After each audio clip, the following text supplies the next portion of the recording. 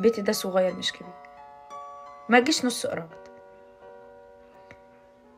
في الفترة دي كان عندي انفار، احنا فلاحين، واللي في الفلاحين عارفين يعني ايه عندي انفار، ويعني ايه عندي صب، ويعني ايه عندي عمال في البيت. فكنت بجيب اكل الاسبوع كله. احنا كفلاحين بنأكل العمال اللي عندنا او الناس اللي في بيوتنا انضف اكل. سيبكم الفيديوهات والغراب اللي كان الفرخة وخد الرجل دي اداها لفلان، كل ده افيهات ضحك. طبعا احنا كلنا حاسين باخواتنا في غزة، بس لو انا مش حاسة بيهم حس بيهم انت، في ايدك ايه تقدر تعمله.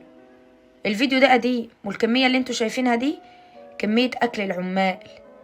كل اسبوع كان جوزي بيجيب لي لحمة الاسبوع وسمك الاسبوع وفراخ الاسبوع عشان اغيب طول الاسبوع، ما اروحش بقى اشتري كل شوية واسيب البيت وكده يعني.